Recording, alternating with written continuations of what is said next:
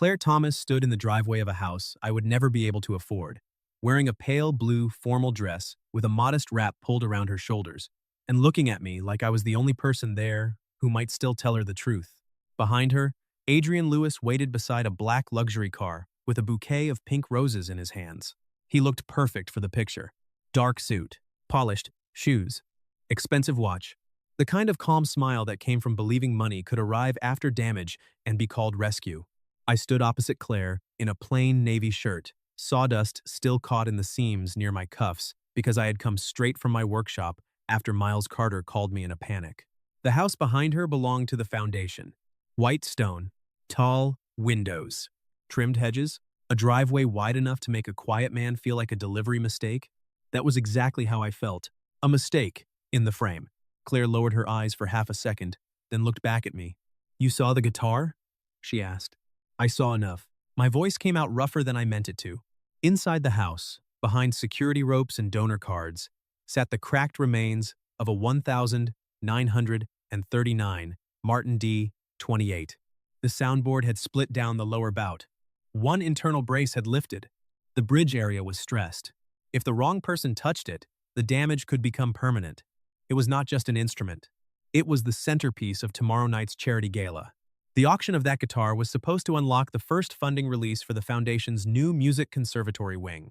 Restoration benches, practice rooms, scholarship space, and a small repair studio for young musicians who could not afford museum-grade instruments. Claire had fought for that wing all year. Adrian had fought to put his company name on it. When the board rejected his branding demand that afternoon, he picked up the Martin during the private donor preview, smiled at Claire, and let it fall. That was not an accident. That was a message. If the guitar failed Nora Bailey's appraisal at 9 tomorrow morning, the auction centerpiece disappeared. If the centerpiece disappeared, the donor match collapsed. If the donor match collapsed, Adrian's emergency sponsorship would become the board's easiest option. He would not own Claire. He was too polished to say something that ugly. He would own the debt, the venue deposit, the donor gap, and the future of the conservatory wing she had built her reputation on. That was enough. Claire stepped closer, stopping just inside the sunlight falling across the driveway. "Can you save it?" she asked. I glanced past her at Adrian. He lifted the roses slightly, as if reminding everyone that he had come prepared to forgive damage he had caused. "I can make it structurally sound," I said. "If the old spruce holds, if the bridge plate hasn't shifted, if the lifted brace hasn't torn the grain underneath, but it needs to be in my shop now." Adrian gave a small laugh from behind her. "Claire, this is absurd. You're standing in the driveway arguing with a local repairman while I'm offering to cover the entire shortfall tonight." I looked at him for the first time. "I'm a luthier." His smile thinned. "Of course." Claire did not turn around. "You don't get to break something and then buy your way back into control of it," she said. Adrian's face stayed pleasant, but his eyes hardened. "You're making this personal. You made it personal when you dropped a pre-war Martin because you didn't get your name on a wall." The bouquet lowered a fraction. "I should have stayed quiet. Men like me usually do. I worked in a narrow shop beside a local coffee place downtown. I repaired cracked necks, rebuilt bridges, carved braces, and listened to wood because people were harder to trust. I had no place in driveways like this, no place in charity boards, no place beside women who moved through high society with quiet command." Claire could have called someone with a museum degree, a better suit, a cleaner accent, a last name donors recognized. Instead, she looked at me. That made no sense. So I did the only honest thing I could do. "Claire," I said, low enough that Adrian could not turn it into a performance, "you can find someone better than me." The words landed between us like something heavier than I expected. For a second, her expression changed. Not hurt, not surprise, recognition, as if she had heard the insecurity underneath the sentence before I had meant to show it. Then Adrian stepped forward. For once, he's right. That did it. Claire turned just enough to face him. "You are not part of this decision anymore." Adrian lifted the roses again, the gesture suddenly looking ridiculous in the bright morning. "I'm part of every decision if the foundation needs my money by tomorrow night." "No," Claire said. "You're the reason it needs saving." She turned back to me. "Take it to your shop." I looked at the house. "Miles has the case? He's bringing it. And the appraisal? Nora at 9. Venue deadline? New and gala? 8. Then I need the guitar, my bench, and someone with steady hands who can follow instructions." Claire held my gaze. "Show me what to do." Adrian laughed again. You're going to ruin that dress in a woodshop. Claire finally looked down at the blue fabric, brushing the driveway. Then she looked back at me. Good, she said. Miles Carter came out of the house, carrying the Martin in its damaged hardshell case like it was a sleeping child. He was the event manager, normally polished and cheerful, but now his bow tie hung loose and panic had taken all the color from his face. Please tell me this is possible, he said. It's possible, I said. Not guaranteed. I'll take possible. I took the case from him and felt the weight shift wrong inside. My jaw locked. Adrian noticed. Of course he did. 9 in the morning, he said. When the appraiser fails it, my offer stands. But the price goes up. Claire did not answer him. She walked past me to Miles. Text the board, she said. The Martin is going to Ethan's shop. Nora's appraisal remains at 9. Do not accept revised sponsorship terms from Adrian. Miles nodded quickly. And security? He asked. If Adrian enters the prep area tonight, remove him. Adrian's smile vanished. Claire. She faced him fully. We are done discussing control disguised as help. Then she crossed the driveway, gathered the side of her dress carefully so it would not catch on the case latch, and walked toward my truck. My old gray pickup sat at the edge of the property, looking like it had wandered into the wrong story. Claire did not hesitate before opening the passenger door. I loaded the Martin into the back with both hands and secured it with foam blocks from my emergency kit. When I climbed into the driver's seat, Adrian was still standing by the black car with the roses. A man with money. A man with leverage. A man who had never learned that broken things do not belong to whoever can afford the loudest apology. Claire looked straight ahead as I started the engine. You meant what you said, she said. Which part? That I could find someone better than you. The truck rolled down the long driveway. I kept my eyes on the road. You probably could. No, she said quietly. I could find someone richer. I could find someone smoother. I could find someone who looks like he belongs in that driveway. The truck passed the gate. But that isn't what I asked for. I did not know what to do with that. So I drove. My workshop sat beside a local coffee shop on a narrow downtown street where delivery vans blocked half the curb and rainwater collected in uneven brick gutters. The sign above my door read Scott Custom Guitars in fading black letters. The front window was frosted from years of glue, steam, dust, and fingerprints. Inside, the shop smelled like hot hide glue, cedar, rosewood, brass polish, and coffee that had been reheated too many times. My world. Small, functional, quiet. Claire stepped inside, carrying her clutch in one hand and Miles's emergency folder in the other. She looked around at the hanging guitar bodies, the carved neck blanks, the rows of clamps, the old workbench scarred by years of repairs. No disgust. No judgment. Just focus. I placed the Martin on the black neoprene mat under the articulating work light. Claire came to the other side of the bench. Tell me the truth, she said. I will. I opened the case fully. The crack was worse now that I could inspect it under proper light. The lower bout split had opened along the grain. The lifted brace had stressed the surrounding top, but the bridge plate had not shifted beyond correction. The binding separation was ugly, not fatal. I took a thin inspection mirror and angled it through the sound hole. Claire waited. Good people who interrupt repair work usually want comfort more than truth. She wanted the instrument saved. The wood is still alive, I said. Her shoulders dropped a fraction. That means? It means Adrian failed to destroy it completely. Her eyes closed for one breath, then opened. What do you need? Gloves. Patience. Your hands inside the sound hole holding cleats against the crack while I glue and clamp from outside. I can do that. You need to stay steady. If your fingers slip, the cleat shifts. If the cleat shifts, the repair loses tension. If the repair loses tension, Nora hears it tomorrow. She pulled on the gloves I handed her. Then I won't slip. I almost believed her immediately. For the first hour, we worked without conversation. I heated the hide glue to exactly the right temperature. Too cool and it would gel before bonding. Too hot and it would crystallize, killing the transfer of vibration through the top. I cut small diamond-shaped cleats from cured Adirondack spruce, matching the grain direction to the soundboard.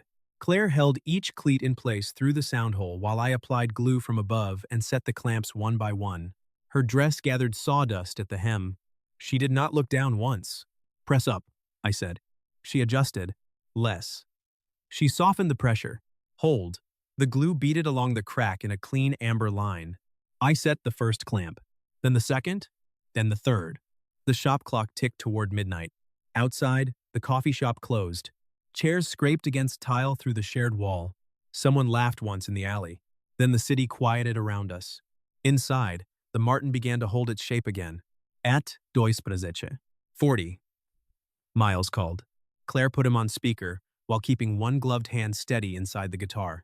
Tell me you have good news, Miles said. We have process, I said. I'll accept process. The first cleats are set. The bridge plate is intact. The lifted brace can be reattached. Miles exhaled so hard the phone crackled. The board is nervous. Adrian is texting two members directly. Claire's jaw tightened. What is he saying? That the repair is unverified, the guitar is unsafe, and his sponsorship is the only responsible path. Forward me screenshots, Claire said. Do not respond. I already did. Good Miles hesitated. Claire, if this fails, they may hold you personally responsible for the venue deposit. She looked at the Martin. How much? 400,000. Her gloved hand trembled. The cleat shifted 0.5 millimeter. I placed my hand on the bench beside hers. Not touching, just grounding the table. Hold, I said. She froze. The cleat steadied. I set the clamp. Only then did she breathe. Miles was still on the phone. Claire, I heard you, she said. We need a plan if Nora fails it. Nora won't fail it if the repair is honest, I said. Claire looked at me. I reached for the repair schedule pad and wrote in thick pencil. Glue. Set by 2. 30 brace. Reset by 4. 0, 0. String tension by 7. 30. Voicing check. By 8. Quindici, Nora. At, Nav. 0, 0. I turned the pad toward Claire. This is how we keep him from winning. She stared at the schedule, then nodded. Miles, she said, voice steadier. Send the board the screenshots and tell them Nora's appraisal remains the only authority. Adrian's offer is not on the table, unless I put it there. And will you? No. The call ended. For a moment, the shop was still, except for the soft hum of the glue pot. Claire pulled her hand from the guitar slowly. I almost slipped. You didn't. Because you caught it. No, I caught the table. You caught yourself. She looked at me for a long second. Then she laughed once, breathless and tired. That might be the most luthier answer possible. It was accurate. Of course it was. I poured coffee from the old pot near the filing cabinet. It was terrible coffee. It always was. I wiped one mug handle with a clean rag before handing it to her. She took a sip and paused.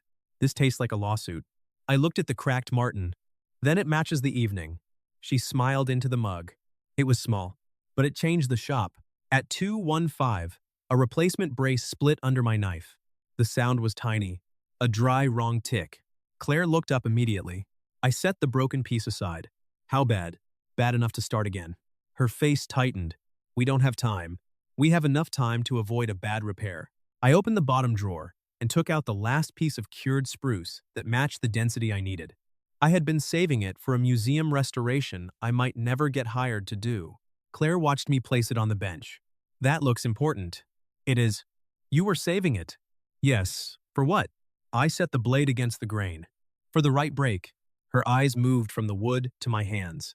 The panic she had been carrying all night left her face for a moment, not because the danger was gone, but because she believed the hands handling it.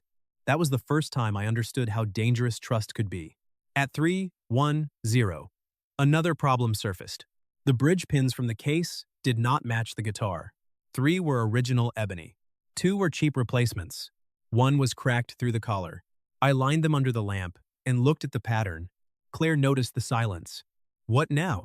These pins were swapped. By age? No. Recently. She stepped closer. Adrian? I can't prove that. But whoever handled this before it fell either didn't know what they were touching or wanted the tension uneven. Claire's hand went to the edge of the bench. Uneven tension could change an appraisal. It could make a repaired guitar sound unstable, even if the wood held. Adrian had not just dropped the Martin. He had tried to make sure the rescue failed. I opened a narrow drawer near the side of the bench and removed a small velvet roll. Inside were 6 matched ebony pins I had taken years ago from a destroyed pre-war guitar that could not be saved. Claire looked at them. You have everything. No, I said. I have what I refuse to throw away. Her expression softened. Maybe that's the same thing in your work. I did not answer. Some sentences are too close to the bone to touch while glue is drying. At 4:30, Claire finally ran out of strength. She had spent hours standing, holding, tightening, checking, calling Miles, reading board texts, and refusing to let Adrian's money sound like rescue. Now she stood beside the counter with one hand on the edge, blinking too slowly. "You need to sit," I said. "I'm fine. You're swaying."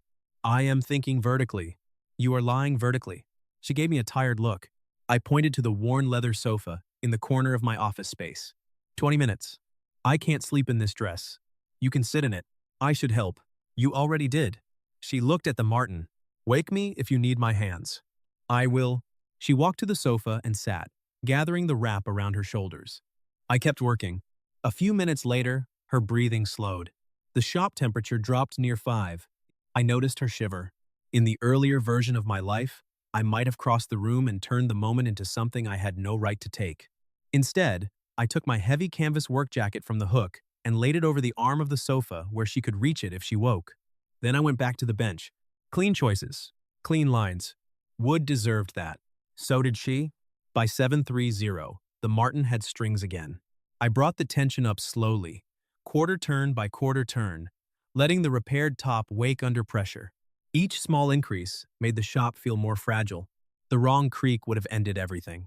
Claire stood near the counter, wearing the canvas jacket over her blue gown and holding a fresh cup of terrible coffee like it was keeping her upright. "Does it hurt the guitar?" she asked. "The tension? The waiting." I turned the final peg a fraction. "Everything worth holding has to learn tension." She looked toward the window where morning was turning the street silver. "And if it breaks again?" Then we listened. To where? The first chord was quiet, not perfect, honest. I adjusted the saddle by less than a hair, checked the intonation, then played the same chord again. This time, the sound opened. Claire's eyes changed before her mouth did. She heard it. Not as a collector, not as a curator. As a musician, the guitar still had a scar, but the note traveled through it instead of dying there. By 8:45, sunlight cut through the front windows hard enough to turn the dust in the air gold. The crack remained visible as a faint hairline along the grain. I had not hidden it. I had supported it. The bell above the door chimed at exactly 9. Nora Bailey walked in wearing severe glasses, a charcoal coat, and the expression of a woman who considered mercy an enemy of accuracy. Behind her came Miles Carter, pale and anxious, with a clipboard clutched to his chest. Adrian followed them in. No roses this time. Just a perfect suit and a smile that did not reach his eyes. Nora did not greet him. "Good woman." She set her briefcase on a stool and opened it. Out came a jeweler's loupe, a lighted mirror, a digital moisture meter, a ruler, and a small wooden tapping mallet. I stepped back. Claire stepped back too. Nora took the room. She inspected the seam, checked the cleats, measured the action, examined the brace through the sound hole, tested the humidity, ran one finger along the repaired line. "Hide glue?" she asked. "Heated to 145, I said. Aged Adirondack spruce cleats. Grain matched. Brace reset with original scallop profile. Period correct bronze strings under staged tension. Matching ebony pins." Nora paused at that. "Replacement pins?" 3 original pins were missing. 1 replacement was cracked. All 6 now match. Her eyes moved briefly toward Adrian, then back to the guitar. "Adrian," sigh hit. "Nora, with respect, this is a patch job performed overnight in a storefront shop." Nora still did not look at him. "Mr. Lewis, if I require commentary from a man who breaks instruments, I will ask." Miles made a small choking sound and pretended to cough. Nora lifted the mallet. She looked at me. "May I?" "Strike it." She tapped the soundboard just below the bridge. The note bloomed. Not loud, not showy. True. It moved through the spruce, through the repair, through the air, above the bench. A scarred instrument, speaking in one piece. Nora tapped again. Then again, she set the mallet down. "Structurally safe?" she said. "Auction certified." Acoustically honest. Claire's hand went to the edge of the bench. Miles closed his eyes. Nora stamped the appraisal certificate. The sound of that stamp was cleaner than applause. Adrian's smile broke. "This is ridiculous. Claire, my sponsorship is still available, but not if you humiliate me tonight." Claire took the certificate from Nora. Then she took a folded document from her clutch and handed it to Miles. "What's this?" Miles asked. "Board proxy authorization," Claire said. "Process Adrian's removal as emergency sponsor. His money is declined. His branding request remains rejected." His access to tonight's donor floor is revoked. Adrian's face darkened. You cannot remove me. I just did. The board will not follow you without a financial backstop. Claire placed the appraisal certificate on top of the proxy document. The Martin is certified. The donor match stands. The auction proceeds cover the venue obligations. We do not need your backstop. She looked at him then. Fully. Finally, you mistook my caution for dependence. Adrian took one step toward her. I did not move forward. I did not need to. Miles moved first, stepping between Adrian and the bench with the clipboard clutched like a shield. Nora is a witness, Miles said, voice shaking, but present. So, Emmy, leave, Adrian. For the first time all night, Adrian had no room to perform. He looked at me. I was holding a brass clamp, not like a weapon, but like a tool I knew how to use. He did the math. The bell above the door shook hard when he left. The shop breathed again. Claire stood very still after he was gone. The adrenaline drained from her posture inch by inch. I picked up a clean cloth and began wiping the Martin's neck, giving her a moment without making her explain it. After a while, she said, I need to pay you. Send an invoice next week. I can pay now. No, her eyes narrowed. Ethan, tonight is not for invoices. Tonight is for the gala. She looked toward the Martin. Will you come? I looked down at my shirt. Glue at one cuff. Sawdust on my jeans. A night of work written across me like a confession. Claire. She waited. I hated how gentle her patience felt. That room tonight is donors, collectors, board members, people who know which fork to use without thinking. I fix guitars in a dusty shop beside a coffee place. You can find someone better to stand beside you. Claire stepped closer. Not too close. Enough for the words to matter. I'm asking you to bring the guitar, she said, not to become someone else. I looked at the Martin, then at Hare. I'll deliver it by 7. That is not the same as coming. It may be all I can manage. She nodded once, not pushing. Then, I'll see you at 7. The gala that night filled the Civic Center ballroom with velvet, candlelight, polished shoes, and the low murmur of people pretending generosity was not also status. I arrived at 7:30, carrying the Martin in its hard case. My suit was charcoal and old, bought for a funeral 3 years earlier. It fit well enough if no one looked too closely. I had cleaned my hands 3 times, but a faint line of glue still clung beneath one fingernail. Miles met me at the side entrance. You came, he said. I delivered. That is how emotionally unavailable men say yes. I do repairs, not commentary. Tonight you do both. He took me backstage, where the Martin was placed on a stand beneath soft light. Nora was already there, checking the certificate display. She looked at me once. Good work. From Nora, that was a sonnet. The auction began at 8. I stood at the back of the ballroom near the heavy oak doors, where exits felt honest. The first speeches passed in a blur. Donor, thanks. Program notice. Scholarship numbers. End. Music education. Polished language for real things. Then Claire walked onto the stage. She wore the same pale blue gown, now with the modest wrap pinned neatly over her shoulders.